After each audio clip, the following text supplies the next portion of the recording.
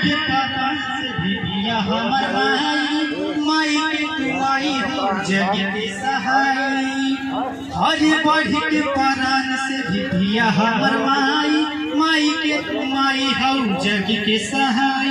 माई के सथवा छूटी तो कहबे बतिया माई। पत्थर के मूर्ति पे पत्थर के बट तोर छतिया माई। हाँ मोहन मूर्तिया में पत्थर के बट तोर छतिया माई। तोहर जरूरत हमके और कबो नहीं पारल।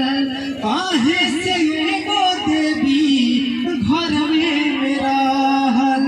हौ दुख हरनी तूता दुखवा के कहलता। हमर प्राण हमरा माई में डालता। टूटी विश्वास काहे सगर जगतिया माई। पत्थर के मूर्ति में पत्थर के बट तोर छतिया माई। पत्थर के मूर्ति में पत्थर के बट तोर छतिया माई।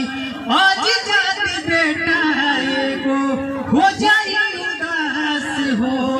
केहू नाही माथा टेके आई तोहरा पास हो। दुनिया हमार जदी हो जाई अन्हार हो।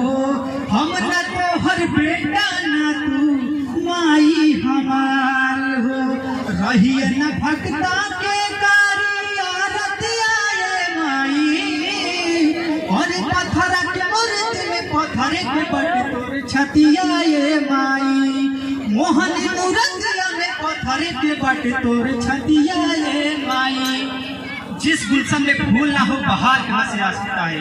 हाँ मेरे दोस्तों, जिस गुलशन में फूल ना हो बहार कहाँ से आ सकता है। जिनकी जिंदगी में माँ ना हो प्यार कहाँ से पा सकता है। जय माता दी।